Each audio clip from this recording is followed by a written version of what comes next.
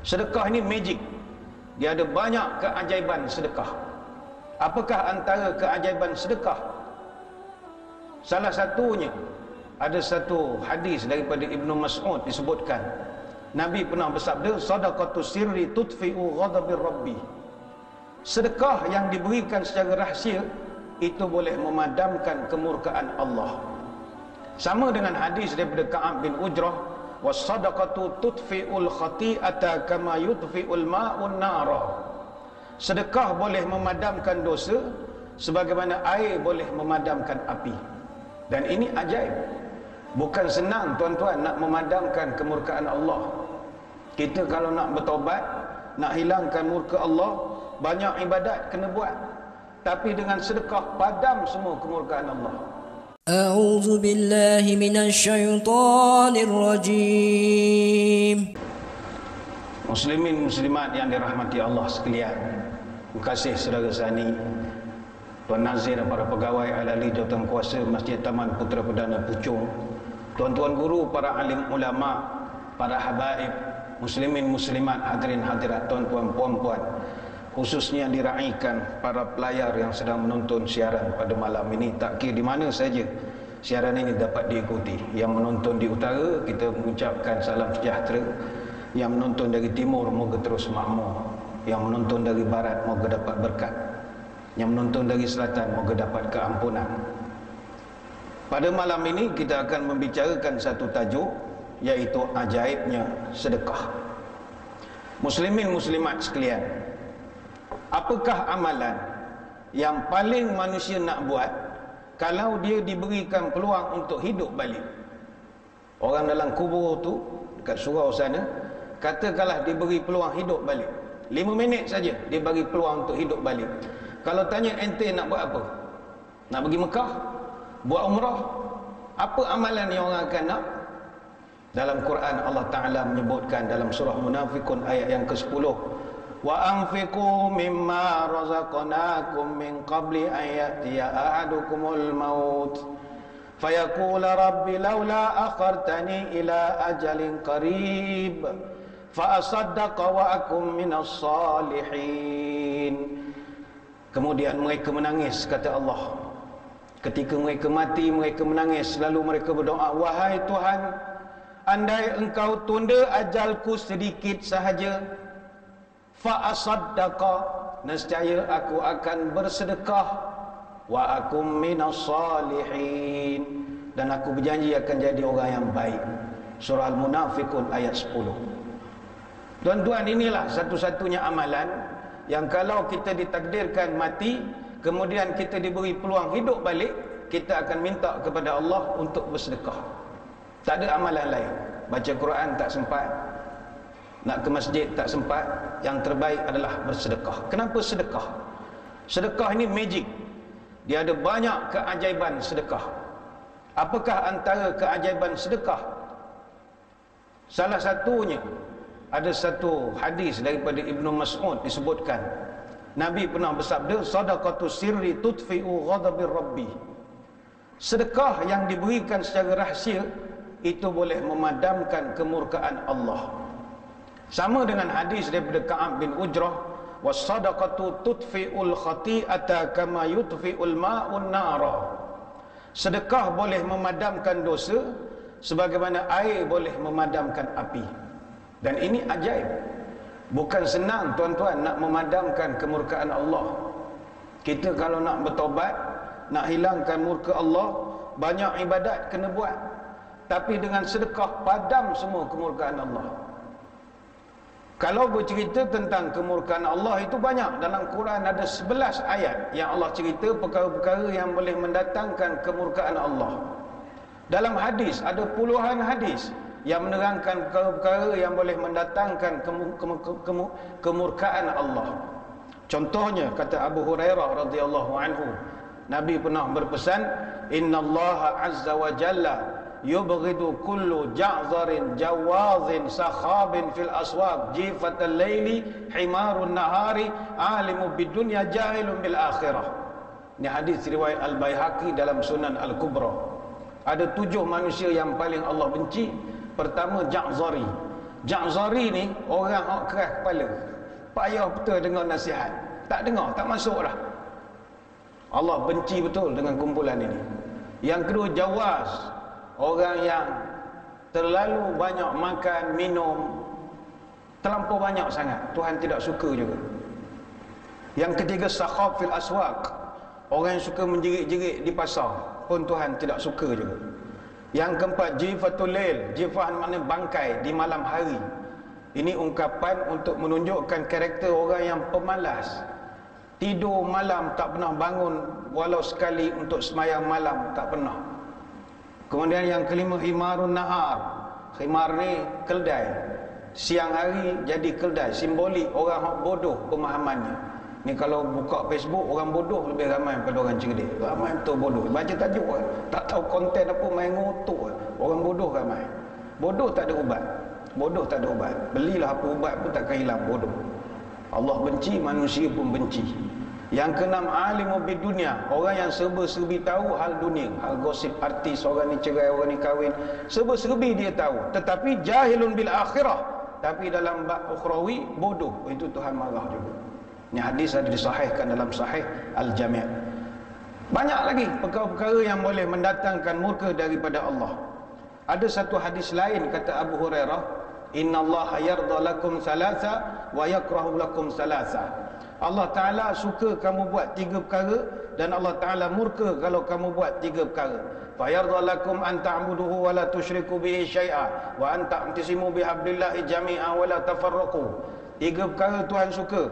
Kamu pertama kamu menyembah dia, kamu tidak menyekutukan dia dan berpegang teguh kepada ajaran dia. Dan 3 perkara Tuhan menyampah kamu lakukan. Wa yakrahu lakum qila wa qala.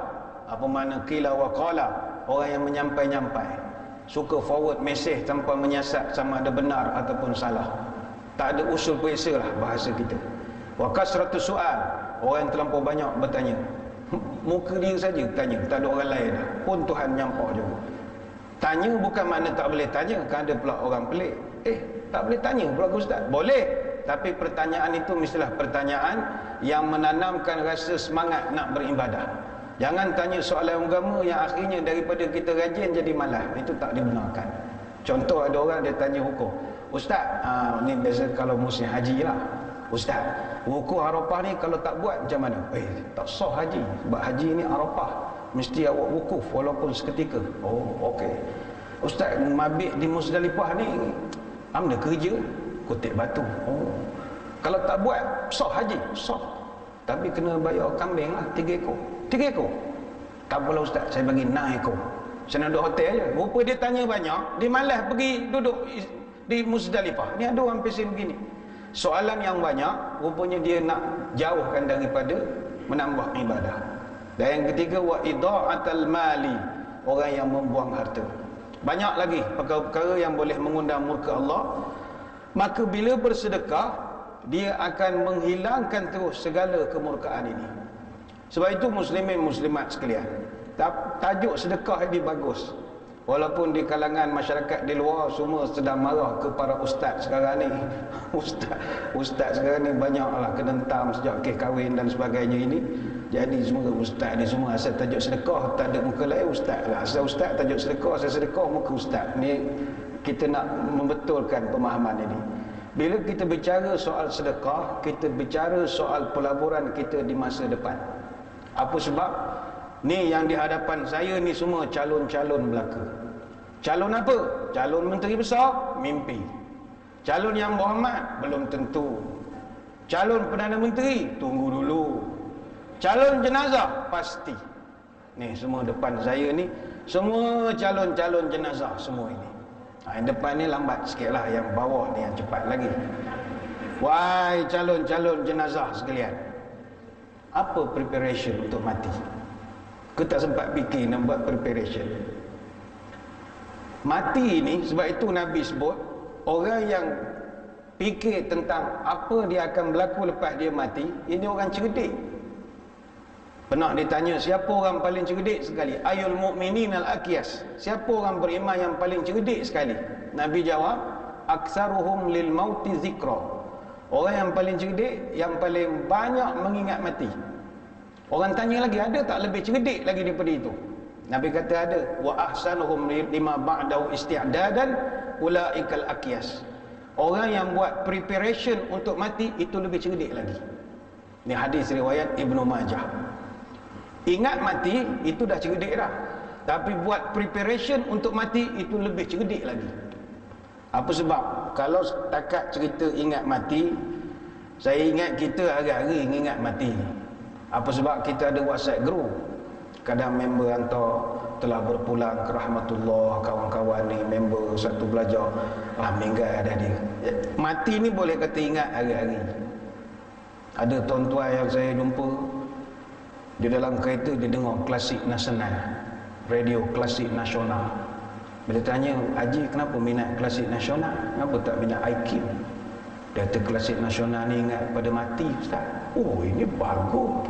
Tak mana klasik nasional ingat mati? Ialah bila dia pasang lagu Anak Ayam Turun 10, lagu trek-tek-tek, teringat ke arwah ayah dulu. Minat betul dia dengan lagu ni. Jadi saya memang ingat orang mati-mati dulu, saya ingat semua. Dengar penyanyi ni, Datuk Ahmad Jaih, meninggal dah Datuk Ahmad Jaih.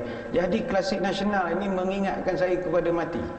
Itu bukan awak mati, orang mati. Orang nak awak ingat awak mati. Sebab itu mengingat mati ini boleh dikatakan biasa. Kadang kita dapat berita aksiden tepi jalan, kena langgar kereta, macam-macam, ingat pada mati. Sebab itu Nabi tambah, orang yang buat preparation untuk mati, itu lebih hebat lagi. Sebab itu bila cerita tentang sedekah, kita bercerita tentang preparation untuk mati. Tuan-tuan, kita yang nak bakal jadi jenazah semua ni, dah berwasiat ataupun tidak sebelum mati? Berapa orang di kalangan tuan-tuan buat wasiat? Wasiat ni bukan wasiat harta macam Ismail Ulang Raja, cerita Sulaiman Akhlaqun, itu bukan. Wasiat ni wasiat 4 perkara. Pertama, mesti pesan pada anak isteri kita, kalau abang meninggal, jangan menangis bagai nak rock. Nangis sikit-sikit je. Kena pesan. Berapa orang pada kita pernah pesan? Apa sebab kena pesan? Kalau tak dipesan, dia meraung masa kita mati esok, kita akan diseksa. Al-mayyitu yu'adzibu fi qabrihi bima hiha alaih. Hadis Bukhari Muslim. Mayat akan diseksa mengikut volume tangisan keluarga dia. Makin tinggi suara family dia menangis, makin teruk kenentang dalam kubur. Maka untuk mengelakkan benda ini, kita kena pesan. Yang abang kalau meninggal, awak jangan nak menangis bagi nak rock. Nangis sikit-sikit sudah. Cukuplah, jangan meratap, itu jangan. Anak-anak pun pesan, jangan menangis beria sangat, nangis sikit, jangan tak menangis langsung. Kita berbeza dengan rakan-rakan kita penganut agama lain. Penganut agama lain, dia memang upah orang untuk menangis. Sekuat-kuat hatilah orang tu dibayar, kerjanya menangis. Saya dulu masa zaman sekolah agama, saya dulu sekolah agama Maran, Sekolah Menengah Agama Maran, SMUM, dia dekat Kona. SMUM tu singkatan juga untuk Selekoh Maut untuk Manusia. Memang tajam betul Kona tu. Kalau orang tak reti memang terjun gaung, bawah tu sekolah. Dulu kita orang sekolah agama selalu semayang jenazah. Orang aksiden banyak. Sekali pergi semayang dapat RM2. Suka zaman itu RM2 besar lah. Tiba-tiba ada satu kawan saya di kampung Cina, ayah dia berniaga. Dia kata, atuk aku meninggal, datanglah rumah. Ya, orang meninggal tak salah pergilah. Dia kata, kau tak ada kerja kan, pakai baju guni. Ada satu baju buat pada guni, tutupkan kepala,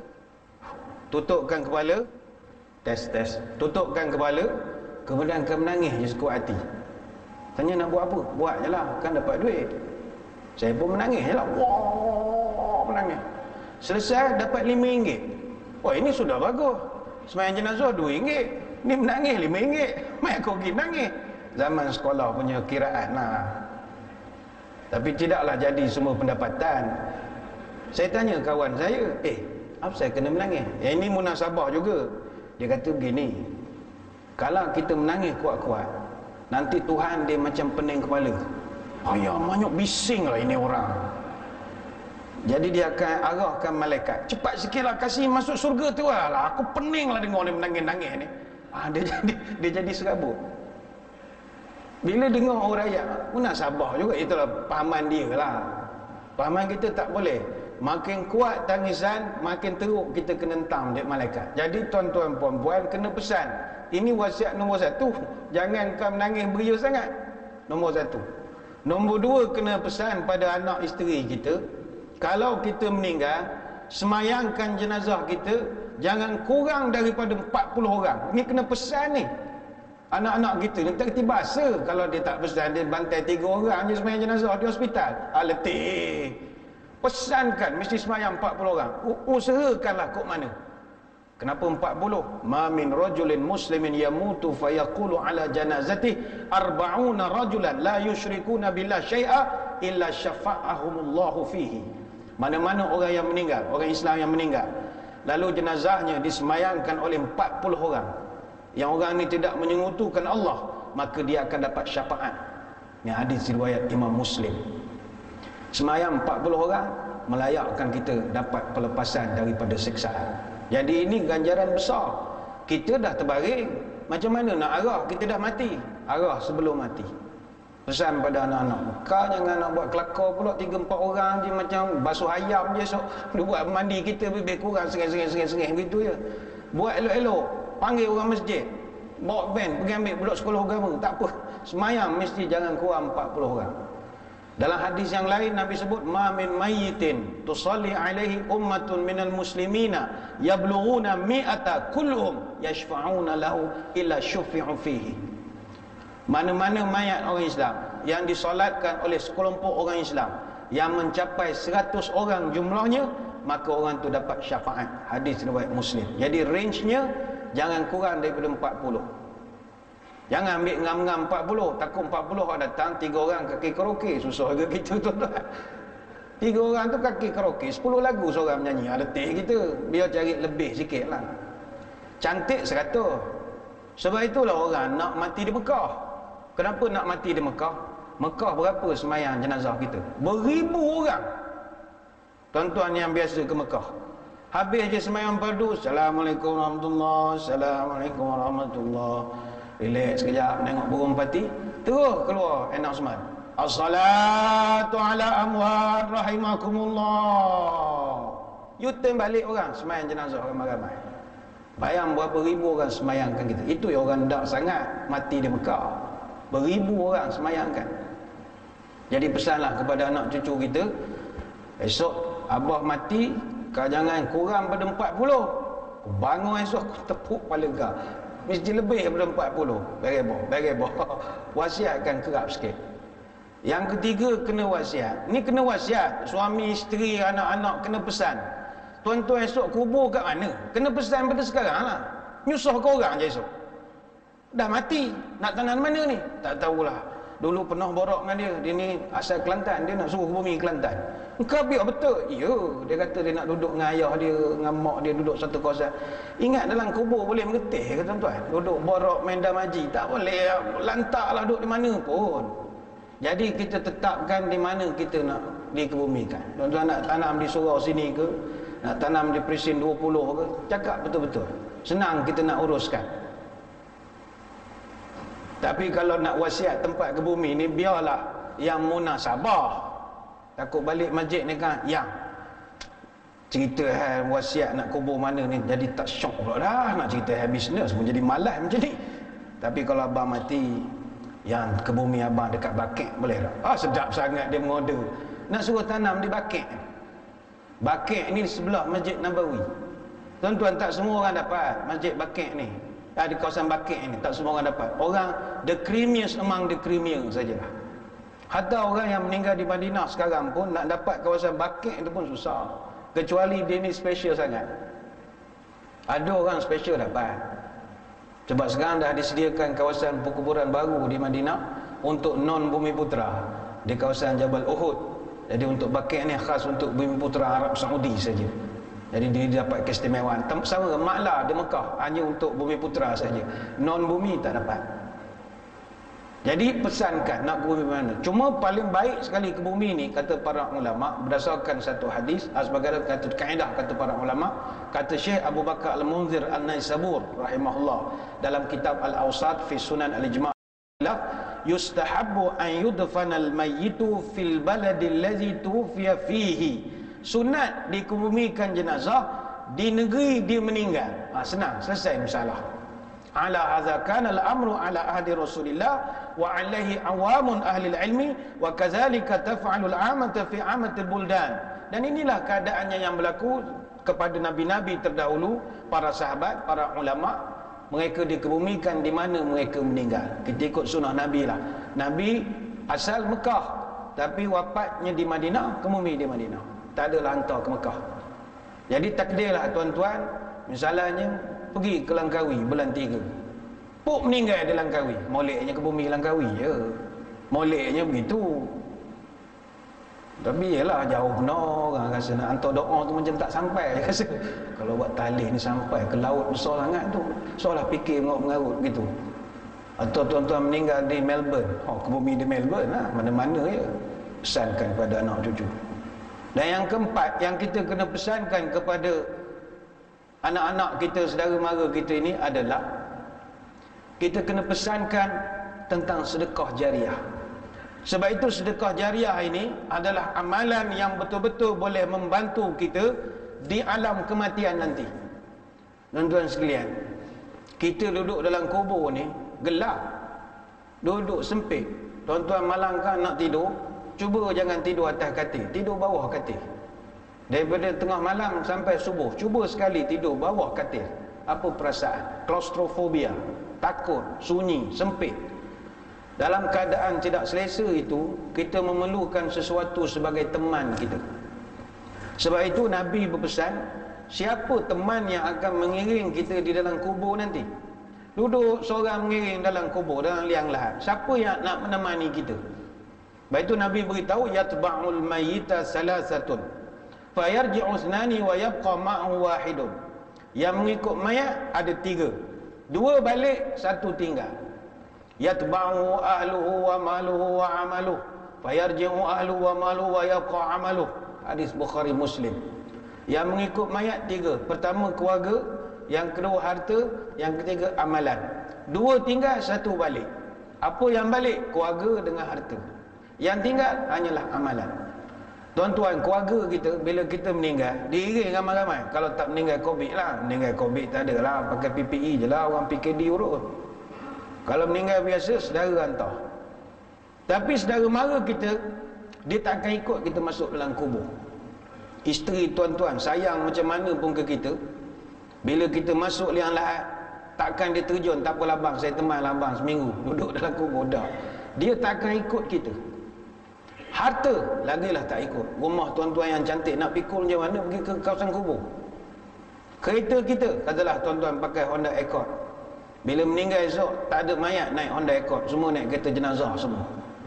Anak kita bawa kereta Honda Accord, parking depan pagar kubur. Habis pada dah selesai kita dia ke bumi, adakah kereta kita tinggal? Dah.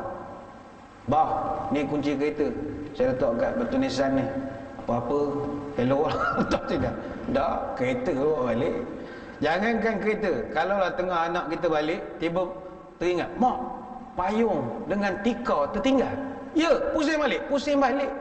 Tikar apa orang ambil balik? Bayangkanlah betapa harta takkan ikut kita. Apakah yang akan mengikuti kita? Satu-satunya yang akan ikut kita adalah amalan. Tapi ini klise. Amalan apa sebenarnya yang akan ikut kita? Tentang apakah amalan yang akan mengikut kita dalam kubur ini?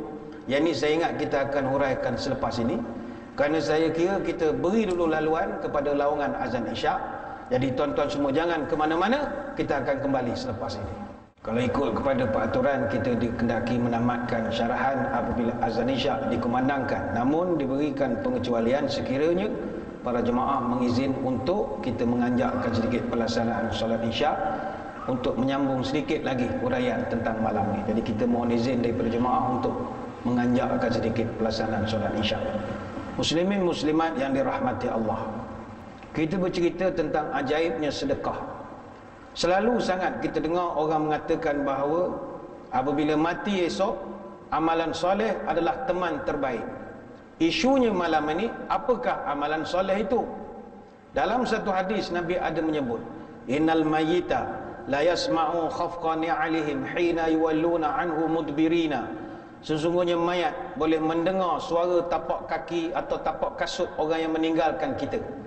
Fa idza kana mu'minan kanatis salatu 'inda ra'sih waz zakatu an yaminih wa kana siyamu an yasari wa kana fa'ala lil khairat was sadaqatu was silatu wal ma'ruf wa ihsan ila nas 'inda rijlaihi.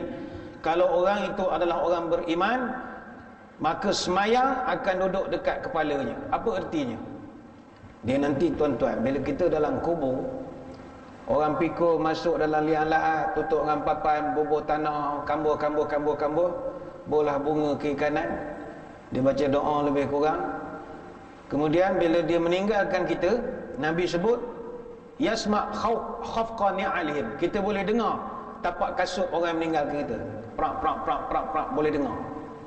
Lepas tu sayup-sayup senyap. Maknanya kita dah seorang lah masa itu. Dalam kita duduk kesorangan ketika itulah, kata Nabi, kalau mayat ni mayat orang beriman, kanatis salatu 'inda ra'sih. Yang pertama akan datang adalah sembahyang.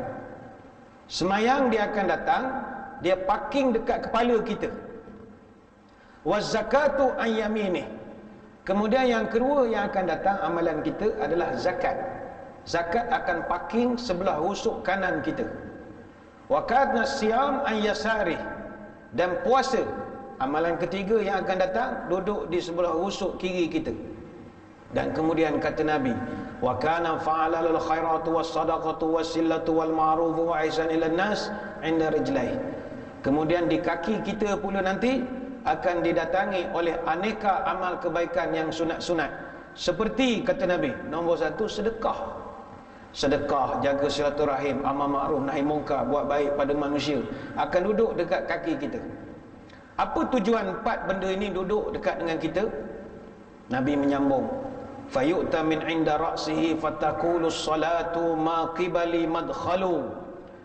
Maka ketika kita dah ada kawan 4 ini tadi, datanglah malaikat menjalankan kerja-kerja interview dia. Soalan kubur ini soalan yang paling bocor lah, semua orang tahu soalan ini. Malaikat akan datang, dia nak tanya kita 5 soalan kubur, ma rabbuka dan bagai-bagai lagi. Jadi Nabi sebut fayu'ta min 'inda ra'sih. Malaikat dia akan datang dari arah kepala kita. Bila dia datang daripada arah kepala, dekat kepala kita sudah ada semayang. Semayang yang tuan-tuan buat tadi, maghrib, isyak, yang macam-macam solat ni tadi, dia akan berkumpul dekat kepala kita. Bila datang malaikat, mereka akan buat roadblock. Dia akan tahan malaikat. Dia pula tahan malaikat. Mereka akan kata, minta maaf encik, ma qibali madkhalu. Sini sudah penuh encik. Ini orang kuat semayang punya orang. Semayang Jumaat pun ada, semayang semua ada. Ni orang kuat semayang punya orang. Tengok sini mau lalu pun tak boleh. Habis macam mana saya mau lalu? Dia pun beritahu malaikat, encik masuk ikut kanan sanalah, mana tahu boleh pintu sana. Malaikat pun fayuta min 'inda yaminih. Malaikat pusing ikut rusuk kanan kita. Di rusuk kanan kita sudah parking di situ zakat. Yang kita bayar zakat fitrah, zakat perniagaan, zakat macam-macam. Dia pula buat roadblock. Minta maaf encik malaikat, arwah ni kuat sangat bayar zakat. Siap potongan zakat, ikut potong gaji lagi. Dia kuat bayar zakat. Ni pun jam dah, tak ada tempat dah nak duduk ni. Dia malaikat kata, saya ni nak buat kerja, dah nak masuk macam mana, sempit begini lah. Tuan cari jalan lain lah. Dia kona pula daripada fayu'ta an yasarih. Dia masuk ikut rusuk kiri kita. Fayaqulu siyamu. Maka di rusuk kiri kita telah berkumpul puasa. Puasa pun bagi skrip yang sama, ma qibali madkhalu. Minta maaf cik, sini dah jam, cik cari jalan lain. Malaikat pun fayu'ta min 'inda rijlai. Masuk pula ikut kaki kita. Padahal di kaki kita ketika itu sudah penuh dengan amalan-amalan soleh. Fayaqulul fi'lul khairat minas sadaqati wassilatu wal ma'ruf wa ihsan ila nas ma qibali madkhalu. Minta maaf cik, arwah ni banyak amalan sunat dia buat. Dia kuat sedekah, dia suka tolong orang, dia macam-macam. Ni sini tak ada jalan. Habis apa macam sekarang, malaikat pun pusing cari parking tak ada. Macam kita lah pergi ke KLCC, parking tak ada, mutar cari. Akhirnya NFA, no further action. Ini hadis riwayat Imam Ahmad. Bayangkan tuan-tuan, kita selamat daripada soalan kubur ni special sangat dah. Bukanlah malaikat tak nak tanya, tapi nak menunjukkan istimewanya orang yang ada teman di dalam kubur. Teman-teman inilah yang akan membela kita. Jadi teman yang kita nak cari untuk bawa ke alam kubur nanti, sembahyang, zakat, puasa, sedekah. Banyakkanlah sedekah. Siapkanlah menghadapi kematian kita dengan memperbanyakkan sedekah. Sebab kalau di alam kubur kita punya line clear, alam akhirat lagi clear. Sebab Sayyidina Osman pernah beritahu, aku dengar Nabi bercerita, innal qabra awwalu manazilil akhirah. Kubur ini awal perjalanan akhirat. Fa in naja minhu fama ba'dahu aisaru minhu. Kalau di kubur kau dah line clear, kalau akhirat clear lah perjalanan kamu. Tetapi wa illam yanju minhu fama ba'dahu asyaddu minhu. Kalau dekat kubur kau dah sangkut macam-macam, soal malaikat tak boleh jawab, ini sangkut kena bantai, kena panggang, kena macam-macam, maka selanjutnya itu ba'dahu asyaddu minhu, maka fasa selanjutnya akan lebih kejam lagi, kata Sayyidina Osman berdasarkan hadis daripada Nabi. Hadis riwayat Imam At-Tirmizi. Sebab itu jomlah kita bersedekah. Justru bagi menghadapi kematian, nombor satu, banyakkanlah membuat amalan-amalan soleh. Amalan-amalan soleh. Dalam Quran Allah Ta'ala pesan, faman kana yarju liqa'a rabbih falyamal amalan salihan wa la yusyrik bi'ibadati rabbih ahada. Siapa yang berharap nak jumpa dengan Allah dalam keadaan baik, falyamal amalan salihan, banyakkanlah beramal soleh, banyakkan berbuat baik. Ini surah Al-Kahfi ayat 110. Kata Syekh Muaz, sebagaimana yang dicatatkan oleh Imam Al-Baghawi dalam tafsirnya, al-amalu salih allazi fi arba'ah asya', yang Allah maksudkan amalan soleh ini ada 4. Hendaklah kau laksanakan dia dengan al-ilmu wan niyatu was sabru wal ikhlas. Engkau mesti buat amalan soleh itu dengan berdasarkan ilmu, dengan niat yang betul, sabar dalam melaksanakannya, dan ikhlas dalam melakukannya. Sebab itu kata Syekh Sa'al Al-Tustari rahimahullah, al-amalu salih makana khalian anir riya muqayyidan bi sunnati. Amal soleh adalah amalan yang wajar disunyikan daripada ditunjuk pada orang, dan mesti diikat dengan sunnah Nabi SAW. Sebab itu salah satu daripada amal soleh adalah bersedekah. Sab'un yajri lil abdi ajruhunna wa huwa fi qabri ba'da mautih. Ada 7 amalan, kata Nabi, yang kalau kau buat, dia akan menjadi pencen kubur kau. Walaupun kau dah mati, meter pahalanya tetap berjalan. Apakah 7 amalan itu? Man 'allama ilman, siapa mengajar ilmu. Yang kedua, au ajra nahran, siapa mengalirkan sungai. Yang ketiga, au jafara bi'ran, siapa yang menggali perigi. Au gharasa nakhlan, siapa yang menanam pokok. Nabi khususkan pokok kurma. Kemudian au bana masjidan, bantu pembinaan masjid. Au warratha mushafan, atau dia meninggalkan, mewariskan mushaf Al-Quran. Ataupun taraka waladan yastaghfir lahu ba'da mautih, dia meninggalkan anak soleh selepas kematian. 7 perkara ini pencen kubur kita. Hadis riwayat Al-Bazzar. Daripada 7 amalan yang Nabi sebut, 5 daripadanya melibatkan sedekah dan sumbangan. Daripada 7, 5 adalah sedekah dan sumbangan. Pertama, mengajar ilmu. Mengajar ilmu ni tak mesti ceramah agama, tak mesti. Mengajar ilmu apa saja, termasuk ajar driving school, tu pun jariah juga. Mengajar bawa kereta. Seorang penceramah tak akan boleh berceramah ke sana kemari kalau dia tak reti bawa kereta. Dan dia tak boleh bawa kereta kalau tak ada lesen. Dia tak ada lesen kalau dia tak pergi driving school untuk belajar bawa kereta. Maka orang yang mengajar bawa kereta itu juga dapat pahala. Ajarlah orang bawa kereta. Ajar apa lagi? Ajar bantu masjid. Tuan-tuan ada tera bahagian PA system misalnya, bantu masjid, ni putar sini, ni pulas sini, ni pulas sini. barulah tak haming yang. Kesian ke masjid. Saya pun saya tahu sebab saya jaga masjid. Saya masjid negeri Pahang. Tapi lah masjid negeri ni bawah kerjaan. Jadi kita buat baiki PA system. PA system ni salah satu daripada elemen khusyuk. Memang kena spend duit. Sebab PA system, tuan-tuan pergi ke Mekah, tuan-tuan tengok PA system dia macam mana. Tak pernah humming sekali pun. Tuan-tuan pernah dengar Masjidil Haram humming? Alhamdulillah ya Allah. Tak sekali tak pernah. Kita jadi heran. Siapa engineer? Malaikat? Agak bukan malaikat. Arab saja. Dia peralatan dia mahal. Dia semua teknologi Jerman, Sennheiser. Dia pakai mikrofon Sennheiser. Imam bertugas, dia ada 9 mikrofon. Setiap ada spare, standby pula dekat dengan Kaabah tu, yang tempat putih, tempat orang pijak tu, bawah tu laci tu. Ada pula simpan lagi mikrofon situ. Sebatang tu ada 3 9 mikrofon. Mau tak sedap suara dia. Lepas tu imam dia datang, staf akan pikul mikrofon. Guduk. Pikul ni macam pikul mayat. Letakkan gini. Time berdiri 3 mikrofon. Time rukuk 3 lagi mikrofon tengah. Time sujud 3 lagi di situ. Tak main sangkut-sangkut. Akademi Pentersiar ni tak ada. Dia tak main gini. Dia main mikrofon betul. Dan memang kos. Kita orang dulu buat untuk penilaian semula sistem audio masjid, PA system, kiraan sebab kita dekat kerjaan pakai JKR elektrik ada satu company dia buat kos tuan-tuan untuk PA system 3 juta barulah ada bunyi sikit.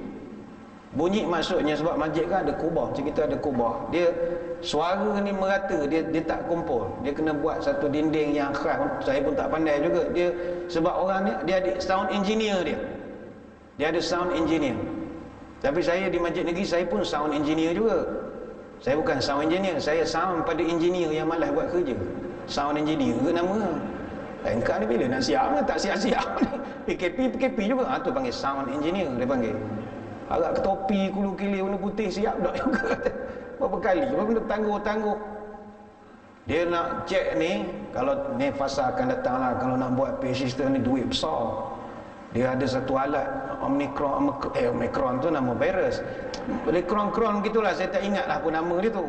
Dia letak dekat tengah-tengah lantai kita ni. Dia macam pentagon gitu alat, saya tak kerti juga. Dia tekan satu alat, pong, dia gema. Kemudian dia ada satu alat ukur berapa second gema tu balik semula. Dia buat kiraan. Itu bukan fakulti kita lah. Itu memang orang sound engineer betul. Dia ukur lah. Dia kata ustaz sini masjid delay dia 12 second. Maknanya orang sini suara bercakap 12 saat baru sampai orang yang belakang. Maknanya kita buat kelakar dah 10 saat dia baru gelap. Lambat betul lah sampai. Kita apa dia tak gelap. Apa suara lambat. Kata apa dia tak gelap. Dah suara lambat. Macam Masjid Shah Alam dia adalah 3 second, 5 second, berapa second. Dia nak jadikan sampai 2 second. Jadi dia akan buat macam-macam kaedah. Dinding ni dia ada buat satu design untuk nak serapkan bunyi. Besar belanja untuk PA system ni besar. PA system besar. Lepas itu kalau tuan-tuan ada kemahiran sikit sebanyak boleh bantu pihak masjid, bantulah. Ejak-ejak benda yang patut. Jangan tikur baiki labu pula. Macam-macam rupa dah bunyi ya. Ini maksudnya ajarlah apa-apa saja ilmu yang bermanfaat. Tuan-tuan yang pandai bidang engineering misalnya, kami orang masjid ni bukan reti sangat waterproofing lah, benda-benda nak metal deck, nak tukar ini. Kita nak ngapai Quran lagi, nak baca doa lagi, nak mikir hai bocor ni letih. Jadi tuan-tuan yang ada kemahiran ajar kami. Ustaz ni nampak ni ada bocor ni, jadi ni gini ni. Itu maksudnya mengajar apa kebaikan kepada orang lain. Saya sejak duduk masjid ni banyak juga dah reti benda-benda teknikal ni, terpaksa. Saya nak kongsi satu ilmu dengan tuan-tuan. Ni ilmu ni JKR bagi ni. Kalau tuan-tuan kena buat maintenance, kena jaga maintenance masjid ni, kita kena ada jadual maintenance dia. Sebab masjid ni dia lack of maintenance je, tak jaga penyelenggaraan je. Rupanya air sifat dia kalau berkumpul di atas bumbung rumah kita ataupun masjid, jangan lebih 48 jam. Tu saya dapat ilmu JKR tu. Ustaz kalau nampak air tu bertakung 48 jam, panggil cleaner ke apa, kena bersihkan, keringkan tempat tu. Apa sebab? Air ni dia kuat. Tuan-tuan kalau bocor masjid, menitik di belakang misalnya, tuan-tuan naik ke atas, cek di atas tak ada, rupanya dia daripada sini. Air tu bergerak, air tu sifat dia. Masjid kita orang bocor dekat kubah, kubah tu bulat, menitik air ikut bulatan, susun ke beldi ni macam tawah di Mekah, ngam-ngam ikut bulatan. Jemaah pun kata, banyak baldi ustaz. Dah jemaah tak ada, biarlah baldi banyak, kata tak. Nak tunggu kau orang datang, tak datang-datang. Sibuk nunggu Imam Mahdi. Imam nunggu kau, tak datang-datang. Jemaah sibuk nunggu Imam Mahdi berlaku sekarang. Dia tak tahu imam masjid nunggu di siang malam, tak datang-datang juga. Penuh baldi. Panggil buat 500,000 juta nak baiki untuk buat waterproofing balik. Dia buat test pakai air sirap, bau air sirap. Dia biar 60 jam, tengok kat mana air. Dah tak ada, barulah disahkan benda tu boleh pakai. Sebab itu benda ni belanja. Sebab itu kalau masjid minta daripada jemaah untuk sama-sama menyumbang, kita kena tolong tuan-tuan. Sebab menjaga bangunan ni susah. Menjaga bangunan ni susah. Saya sejak jadi imam ni baru tahu susah. Dulu kita ceramah je, sedap sangat. Oh, ceramah nak gini. Bila kita jaga masjid, baru kita tahu. Semuanya memerlukan kos. Tapi sebab masjid negeri, masjid kerajaan, tak ada masalah. Kalau masjid qaryah macam tuan-tuan, kena support lah. Kena support. Jadi kita ucap terima kasih pada yang banyak memberi sumbangan-sumbangan untuk nak buatkan kita punya bumbung, macam awning. Terima kasih. Ini ada lagi beberapa yang mereka nak lakukan, nak buatkan pembaharuan, dan kita sama-sama support. Tapi yang penting, daripada 7 perkara yang Nabi sebut, 5 adalah sedekah. Sebab itulah Nabi tekankan, sebelum mati bersedekahlah. Sebelum mati, sampai Nabi sebut, waman tasaddaqa bi sadaqatin khutima lahu biha dakhalal jannatah. Siapa yang sedekah dan itulah amalan dia terakhir, maka dia masuk surga. Hadis riwayat Imam Ahmad. Contohlah tuan-tuan, na'udzubillah, masuk hospital, doktor kata, cik ni jantung pernafasan lemah sangat, kami nak tidur keadaan cik ni. Jadi untuk nak bangun semula ni tak pastilah bangun ke tidak. Jadi itulah untuk maklumat. Kita tanya, pukul berapa saya nak ditidurkan? Dalam pukul 3 sekarang nak ditidurkan. Kalau tuan-tuan bercakap begitu, apa amalan tuan-tuan nak buat? Tuan-tuan dah diberitahu oleh doktor ni, pukul 3 sekarang dah nak ditidurkan, dan kita pun tak tahu bangun ataupun tidak. Kalau menengok bacalah WhatsApp, meninggal semua yang ditidurkan ni. Kita pun kata, mati dah aku malam ni. Sudahlah. Apa tuan-tuan nak buat? Nabi beritahu mudah saja, man tasaddaqa bi sadaqatin khutima lahu biha dakhala jannah. Siapa menjadikan sedekah adalah amalan terakhir sebelum dia mati, masuk surga. Jadi tuan-tuan sedekah je. Pukul 3 nak tidur, ni pukul 9 malam, pukul 3 pagi nak ditidurkan. Ambil telefon lah ke anak isteri, aku dia nak tidur dah pukul 3, tak tahu hidup ke tidak ni. Jadi rumah-rumah tu kas sedekah buat mat tapis belaka. Sedap sangat rumah jadi mat tapis. Bini nak duduk mana? Yang munasabah lah, yang munasabah. Teruk jadi mak tahfiz. Yang munasabah. Itu duit ada niat bagilah ke masjid ni, masjid nak buat mihrab macam-macam. Sedekah. Takdirlah itulah amalan tuan-tuan terakhir, mati masuk surga. Hadis riwayat Imam Ahmad. Sebab itu Imam Junaid Al-Baghdadi rahimahullah, dia bagi pencerahan. Dia kata, kenapa ada manusia Allah bagi dia kematian dia dicemburui oleh orang. Hebat cara mati, ending dia tu mati di Mekah, mati di Madinah, mati dalam masjid tengah semayang, mati dia stylo punya mati. Kenapa ada orang dapat mati begitu? Padahal dia itu bukanlah orang yang ulama ke ahli ibadah, biasa ya. Kata Junaid Al-Baghdadi, arba'un tarfa'ul abda ila a'lad darajat. Ada 4 amalan yang kalau orang ni buat, Allah akan angkat darjatnya, walaupun dia qalla ilmuhu wa amaluh, walaupun ilmu dan amalannya sedikit. 4 perkara ni. Pertama kata dia al-hilmu, sopan santun, lemah lembut. Baik tu kalau kita ni sopan santun, lemah lembut, cakap berhalus, ada potensi dapat mati cara baik, mati sedap orang panggil. Yang kedua watawadu', jangan sombong. Yang ketiga wasakha, suka sedekah. Salah satu tu, suka sedekah. Dan yang keempat wa husnul khuluq, akhlak mulia. Banyak tak kita jumpa orang, ramai tak kita jumpa orang yang kita kenal dia orang biasa, dia bukannya ulama, bukannya ahli ibadah. Ada kalangannya artis, tapi meninggal malam Jumaat. Kita pula heran. Artis Gegar Organza meninggal malam Jumaat. Kita pula heran, benda amalan dia. Artis Gegar Organza meninggal malam Jumaat. Panel para perdana malam Jumaat pun tak meninggal malam Jumaat. Macam mana jadi gitu? Kita pula heran. Heran kita. Ada satu pelakon, dia ni berlakon semua, jadi datuk, jadi apa, dia kelakar orangnya. Meninggal di Masjidil Haram. Dalam Masjidil Haram, tengah genting tasbih, meninggal. Oh, ini rare tu tuan-tuan. Biasa orang meninggal Mekah di hotel, sakit jantung, tengah mandi, tengah makan dekat restoran Pelda, disaji meninggal. Tu biasa. Tapi ni meninggal dalam masjid, ini rare. Ada orang meninggal di Madinah, meninggal aksiden antara Mekah Madinah, kita pun heran. Macam mana dia mati Mekah? Mutawih yang pergi setahun 4 kali ke Mekah tu pun tak pernah mati di Mekah. Lagi dengar mutawih pun tak mati-mati lagi di Mekah. Jemaah pula mati lah. Ini mendatangkan kehairanan pada kita. Tak, kata Junaid Al-Baghdadi, mu jangan heran. Barangkali orang tu ada 4 perkara pada dia: sopan santun, tidak sombong, akhlak mulia, suka sedekah. Jadi perbanyakkanlah bersedekah. Moga-moga kita dapat mati seperti orang-orang yang hebat. Ada satu ulama ni, dia meninggal di Mekah. Dia meninggal hari Jumaat, waktu sahur bulan Ramadan di Mekah. Jackpot tuan-tuan.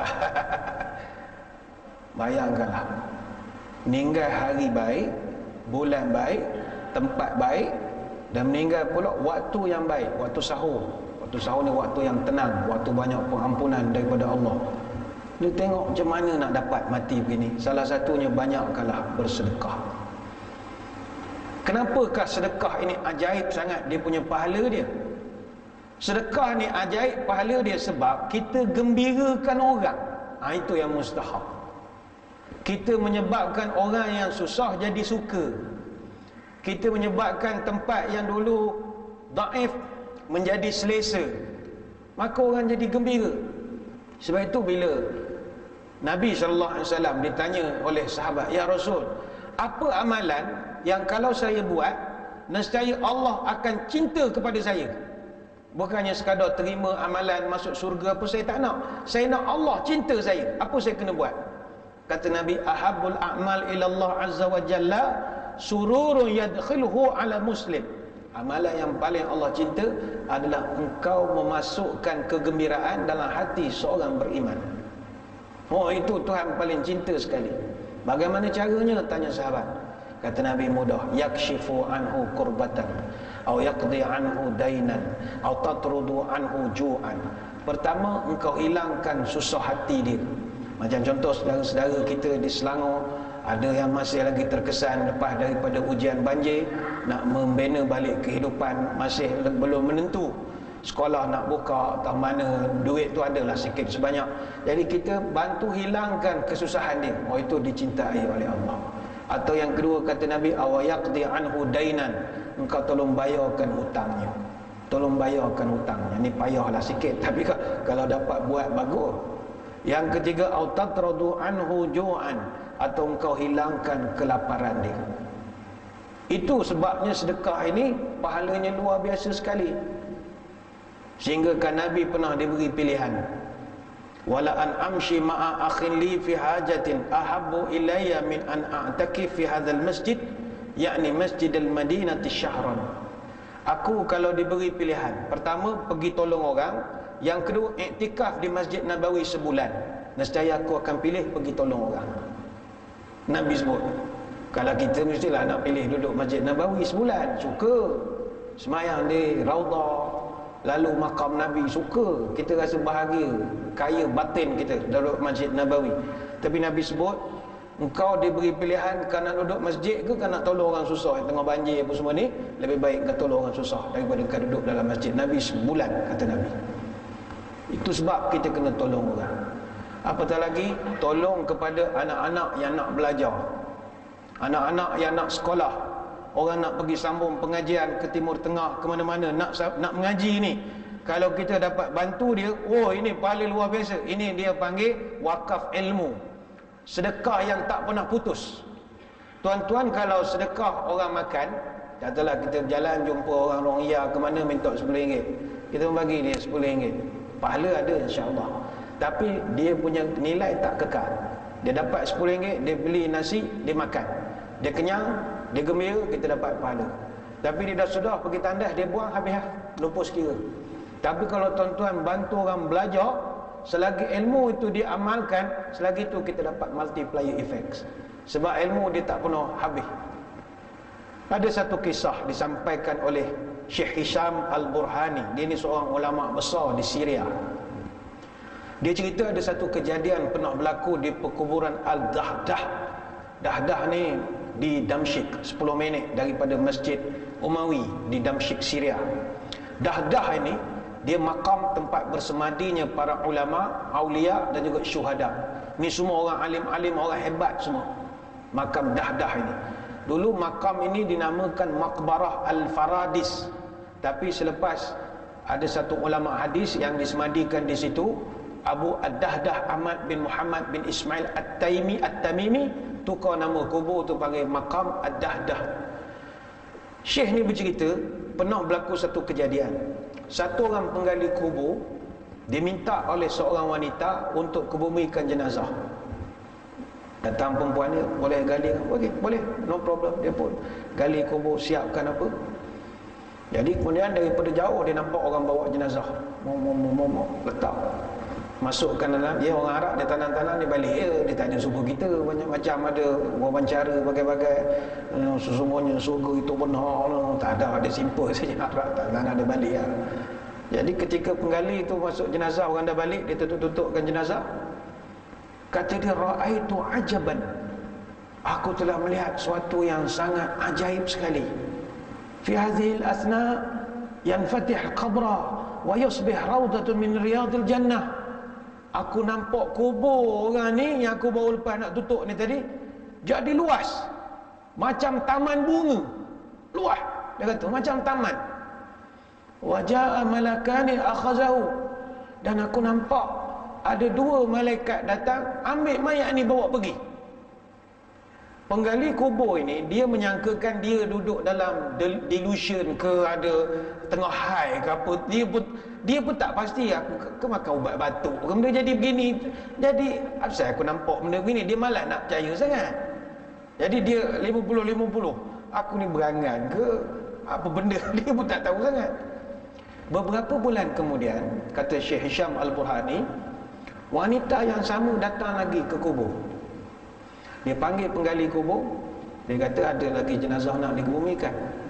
Selepas beberapa bulan ada jenazah lagi. Penggali kubur ni cam, ini perempuan yang datang dulu, boleh, no problem. Jadi dia pun siapkan liang apa semua. Nampak orang bawa jenazah, masukkan. Dia nampak benda yang sama. Dia nampak jenazah ni, kuburnya begitu luas ni.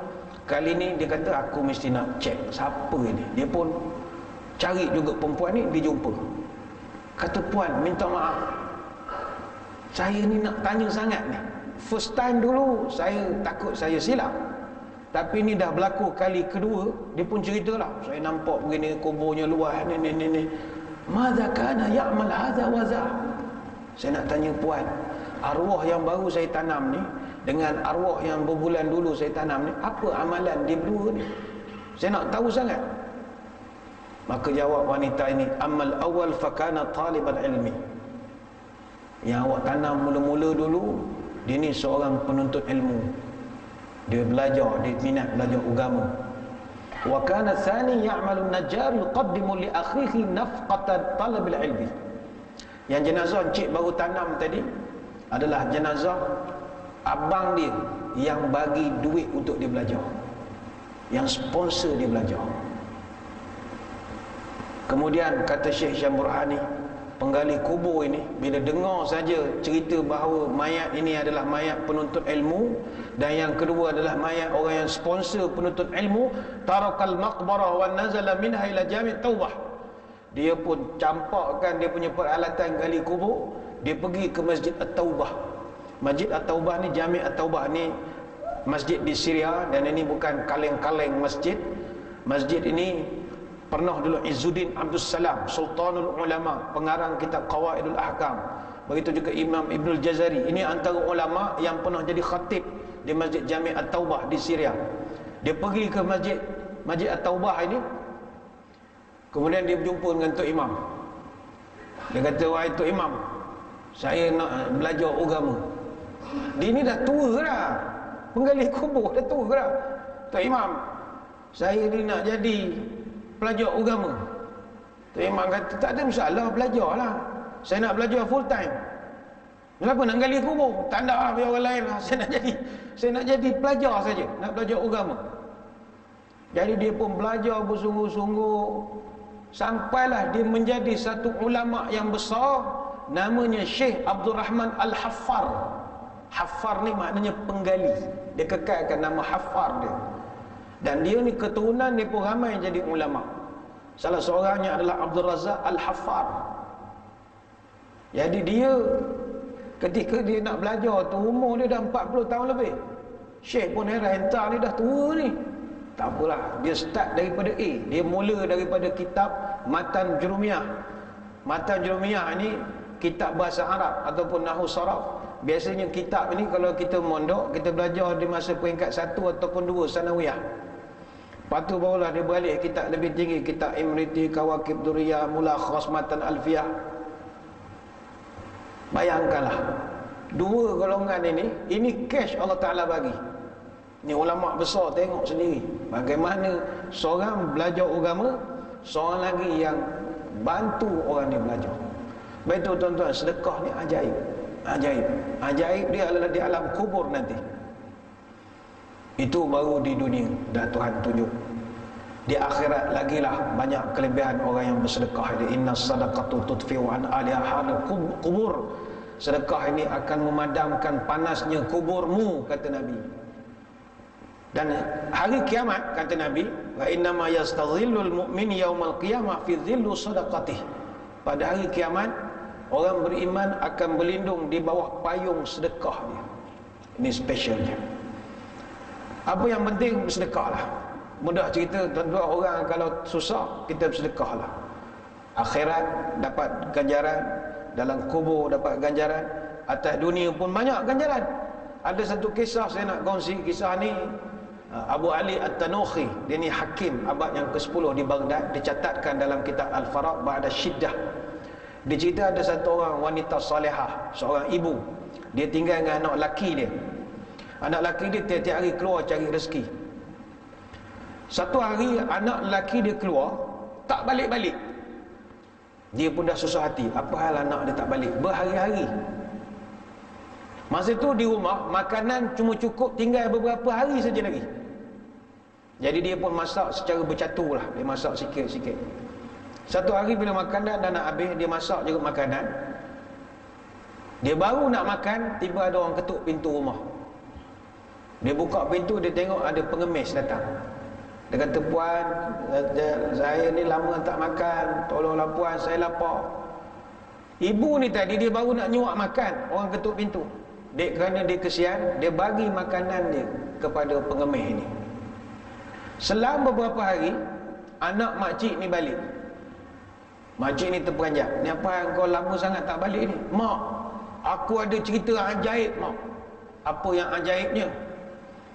Gini, mak, masa aku keluar cari rezeki, tengah-tengah berjalan naik keledai, tiba-tiba keluar singa daripada hutan. Oh, besar singa. Aku kata, matilah, kena serang dengan singa ni. Jadi singa ni diserang keledai, dan singa ni koyakkan baju anak makcik ni. Kemudian singa ni pukul badan budak lelaki ni, jatuh.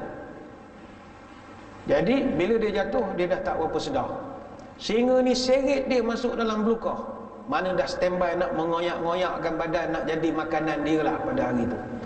Tiba-tiba kata budak ni, tiba-tiba mak datang satu lembaga badan besar, baju warna putih. Dia datang, dia pegang je singa, tak ada senjata apa pun. Dia pegang saja singa itu. Dia cakap dengan singa, hei singa, berdiri engkau. singa berdiri dengar cakap Mamat ni yang badan baju putih ni. Wahai singa, satu suapan balas satu suapan. Singa tu angguk, singa tu lari. Lepas tu lelaki baju putih tu hilang. Aku pun tak jumpa lagi dah. Jadi bila dia cerita pada mak dia heran, kenapa lelaki baju putih tu cakap satu suapan dengan satu suapan. Oh, rupanya dek kerana dia menyelamatkan, dia berikan suapan dia kepada fakir miskin, Allah selamatkan anaknya daripada menjadi suapan seekor singa. Bayangkanlah, ini ajaibnya sedekah. Dia boleh menyelamatkan kita. Ajaibnya sedekah. Sehingga kan dalam hadis Nabi sebut, sedekah ini boleh menjadikan kita ini dawu mardakum bis sadaqah. Sembuhkanlah penyakit kamu dengan sedekah. Saya percaya tuan-tuan yang ada dalam masjid ni semua ada penyakit semua. Macam-macam penyakit ada. Darah tinggi ada, jantung ada sumbat sikit, gout pun ada boleh tahan juga. Ada kena macam-macam lah. Kencing manis saya ingat paling ramai. Kencing manis. Tapi kencing manis ni sekarang dah bukan penyakit membahaya lagi dah. Dia ada lagi teruk lagi daripada kencing manis sekarang. Namanya kencing member, tuan-tuan. Itu lagi tenang. Penyakit makan penampar ya wah.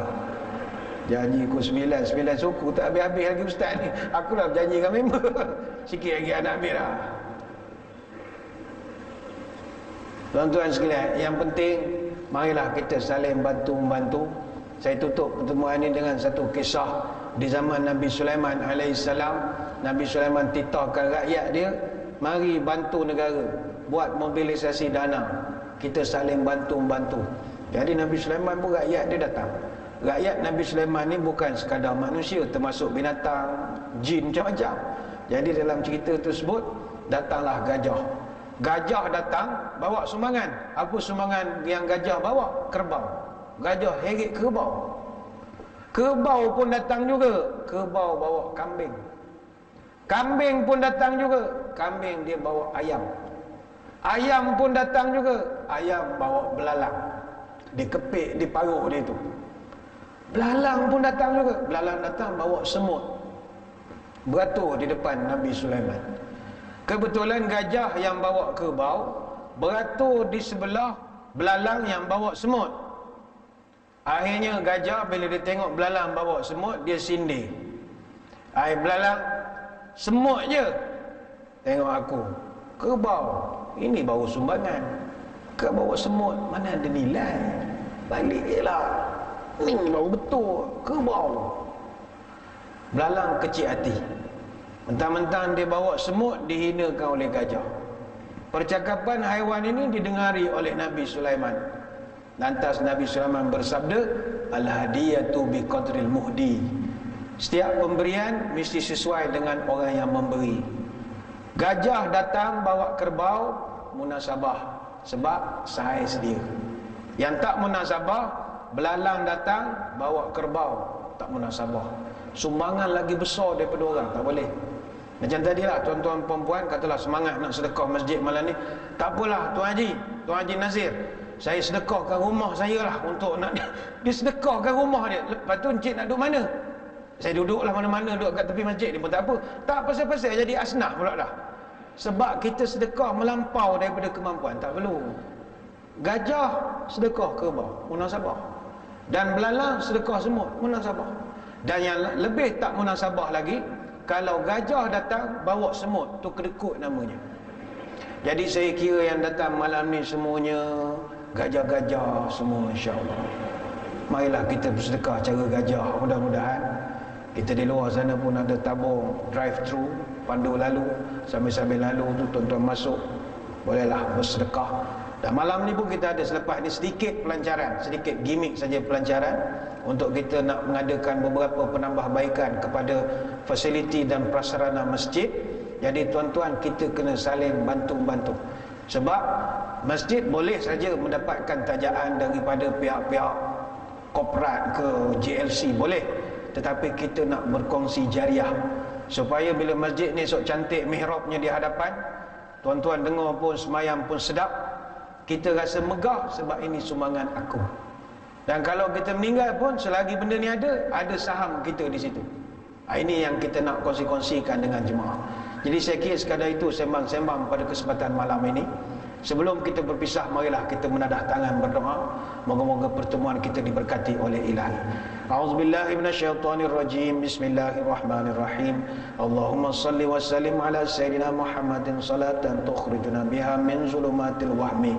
Allahumma tawil umurana wa sahih ajsadana wa nawir qulubana wa thabit imanana wa ahsin a'malana wa wasi' arzaqana wa ilal khairi qaribna wa 'ani syarri ab'idna wa qdi hawaijana fid din wad dunya wal akhirah innaka ala kulli syai'in qadir.